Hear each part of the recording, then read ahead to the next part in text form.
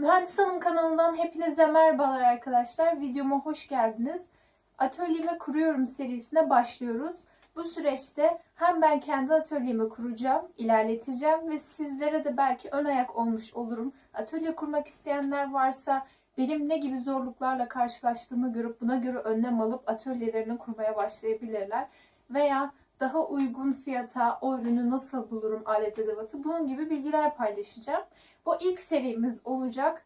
Şahsım adıma konuşmam gerekirse ben atölye kurmak için çok geç kaldım. Ortaokuldayken pek bir bilgim yoktu. Ailemin de beni böyle şeylere teşvik edecek bir bilgisi yoktu. Lisedeyken bunu fark ettim.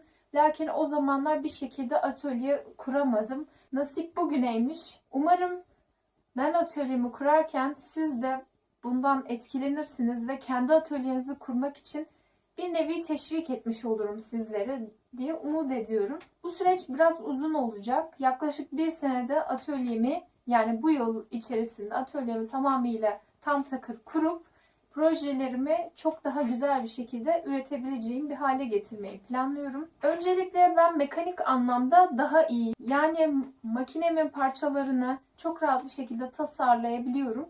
Lakin elektriksel anlamda biraz eksiğim var. Bunları tamamlamak istiyorum hem atölyemi kurarken ki bu süreçte. Parçalarımı tasarlamak için 3 boyutlu yazıcıyı kullanmayı düşünüyorum. Şu anda 3 boyutlu yazıcı araştırıyorum. Sizin de bildiğiniz kaliteli, güzel, uygun fiyatlı bir yazıcı varsa aşağıya yorumlara yazarsanız çok memnun olurum. Makinemin parçalarını bilgisayar üzerinde tasarlayıp ardından 3 boyutlu yazıcıda basıp elektriksel anlamda bileşenlerimizi de taktığımızda güzel şeyler ortaya çıkarabileceğimizi düşünüyorum. O zaman hazırsanız size neler yaparak başladığımı biraz bahsedeyim.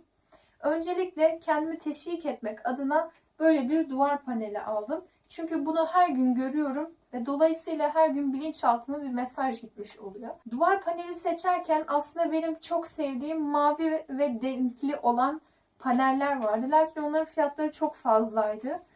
Onu belki ilerleyen süreçlerde sahip oluruz diye düşündüm. Uygun fiyatlı hem de rengarenk canlı renkler bulunan bu paneli gördüm internet üzerinde. Açıklama kısmına birkaç tane link bırakacağım.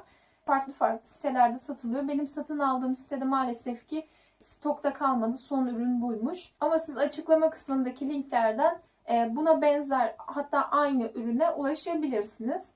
Şimdi size birazcık bu panelden bahsedeceğim. Panelin üzerindeki aletler bizim evimizde bulunan aletlerdi. Küçük bir kutunun içinde duruyorlardı. Ve açıkçası çok fazla elime almıyordum bu yüzden. Ama bu şekilde olunca daha çok kullanmaya başladık.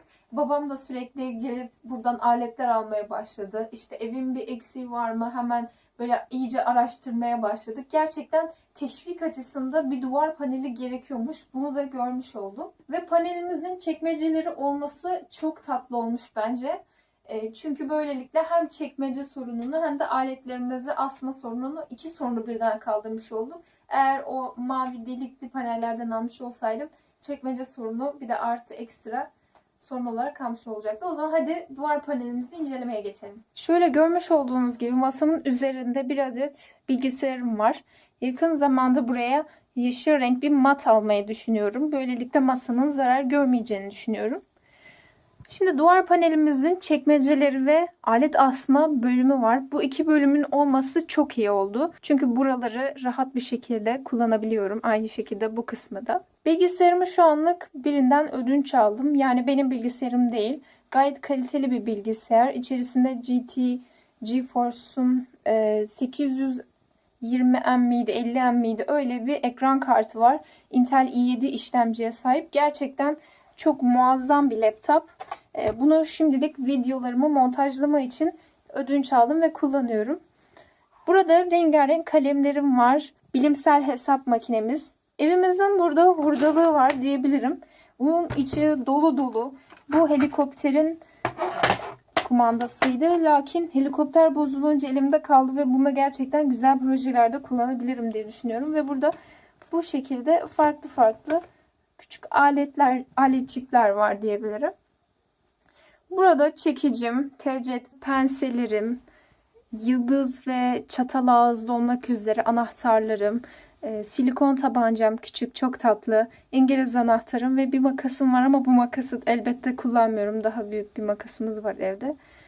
Ondan sonra burada tornavidalarım var. Metrem, küçük bir hesap makinem var. Gerçi aşağıda büyüğü var. Kaç tane alyanlarım var.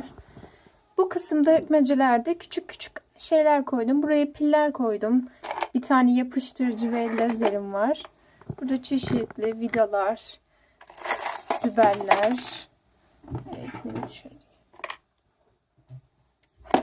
Arduino için Matrix ekranlarım, dirençlerim. Burada Arduino'm var. Burada birkaç LED, step motorum ve içerisinde başka neler varmış? RFID modülümüz. Yani Arduino'da kullandığımız şeyler var. Breadboard'umuz, jumper kablolarımız. Buraya pil tutucularımız var. Burada birkaç tane modülümüz var. Ekranımız var. Bakalım başka burada neler varmış. Burada su sensörümüz, saatimiz var. Burada birkaç tane küçük lambalar, ses kartı. Bura boşmuş. Burada Ethernet kablosu. Aldığım küçük bir GoPro. Bunu A101'den almıştım. Bunu videosunu çekmeyi düşünüyorum aslında. Kablolarımız, lastik ve burada mikrofonum var küçük bir tane. Yani masam bu şekilde. Aslında çok bir eşyam yok.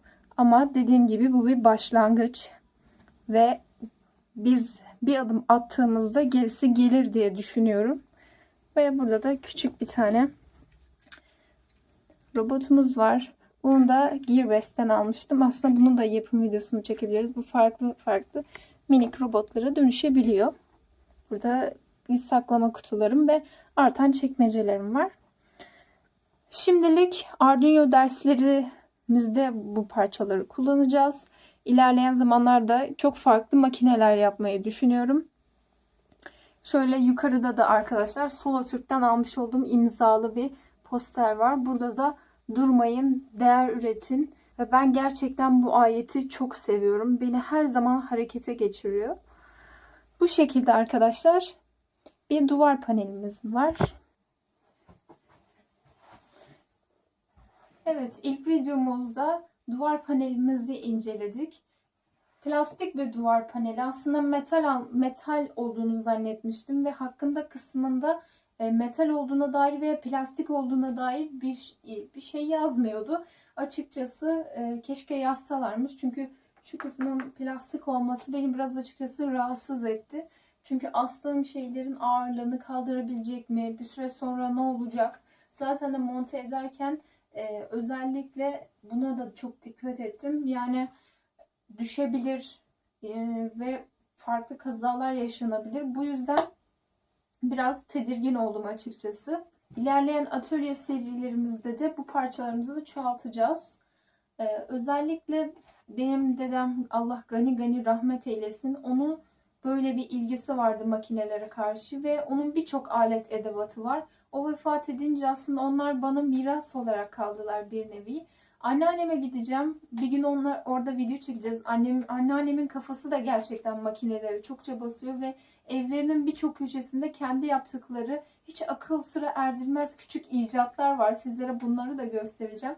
Gerçekten yani ilkokul 1. sınıf bile okumamış bir insan nasıl böyle bir şey yapabilmiş diyeceksiniz. Gerçekten yani anneannem çok tatlı bir insandır. Zaten göreceksiniz. Anneannemin bir komşusu var. Anneannem bir kısmını ona verdiğini söylüyor ama olsun, paylaşmak güzeldir. Belki ona atölyemizden bahsedersek o da bize birkaç şey hediye de edebilir, bilemiyorum. Belki utanabilirim bahsetmeye. Ve küçük de bir spoiler vermek istiyorum. Teknofest'e katıldım. Başvuru yaptım ama yani kabul edecekler mi? Ne olacak? Bunun hakkında açıkçası çok bir fikrim yok yani. Belki de olmayabilir veya devam da edebiliriz. Belki bir birincilik gelebilir. Belki bir üçüncülük, bilemiyorum. Bu tamamen yarışan projelere bağlı. Umarım çok güzel, faydalı şeyler çıkar ve gerçekten Türkiye'nin kaderi değişir diye düşünüyorum. Evet arkadaşlar, videomuzun sonuna geldik. Umarım heveslenmişsinizdir ve kendi atölyenizi kurmak için küçük de bir olsa adım atmışsınızdır. Bir sonraki videomuzda görüşmek üzere. Kendinize çok iyi bakın. Daha parlak bir Türkiye dileğiyle. Hoşça kalın.